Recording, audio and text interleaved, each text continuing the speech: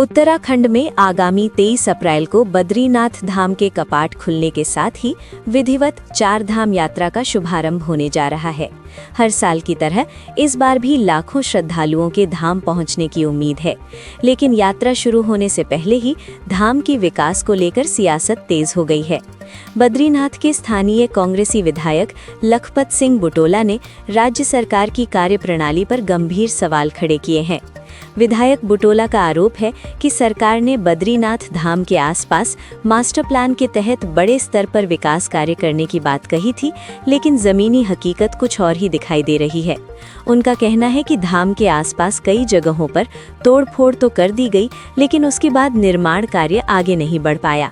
विधायक के मुताबिक इस अधूरे काम का सबसे ज्यादा खामियाजा स्थानीय लोगों को भुगतना पड़ रहा है। कई परिवारों के घर टूटने के बाद उन्हें मजबूरन एक ही कमरे में पूरा परिवार लेकर रहना पड़ रहा है, जिससे उनकी दैनिक जिंदगी प्रभावित हो रही है। इतना ही नहीं, धाम तक जाने वाले रास्तों की हालत भी बेहद खराब बताई जा रही है। बुटोला का कहना है कि अगर जल्द ही सड़क और अन्य सुविधाओं को दुरुस्त नहीं किया गया तो आगामी 4 धाम यात्रा के दौरान श्रद्धालुओं को भारी परेशानियों का सामना करना पड़ सकता है। पहली बात मैं ये कह सकता हूँ कि 4 धाम यात्राओं की व्यवस्थाओं को लेकर जो भी मीटिंगें होती हैं, उन मीटिंगों में कभी भी स्थानीय जनप्रतिनिधि को नहीं बुलाया जाता है।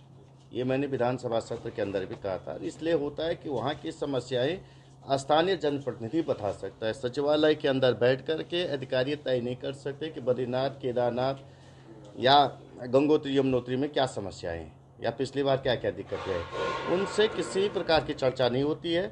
हाँ, ये जरूर मैंने कहा कि विधानसभा में मैंने 4 धाम यात्रा को लेकर सबसे बड़ी समस्या में एक समस्या ये बताई थी कि जो हमारा प्रवेश द्वार केदारनाथ, ये ऋषिकेश और हरिद्वार के अंदर जो जाम लगता, जो परिस्थितियाँ होती, उसको लेके 9 सालों में इन्होंने कुछ नहीं किया है।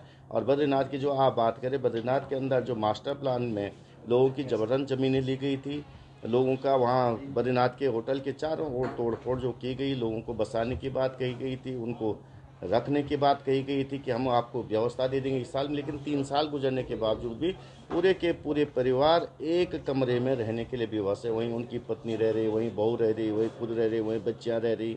दूसरी बात है, होटलों का जो नियम है कि उनको 9.5 मीटर तक सरकारी भवन बन रहा है, लेकिन जो होटल व्यवसाय उनको 6.5 मीटर तक रोका जा रहा है। ज़मीनें लोगों के पास बहुत कम है, पहाड़ों में 1, 1.5, 2, 3 नाली ज़मीनें, उसमें जो प्राधिकरण सेटबैक की बात करा उससे लोग परेशान हैं।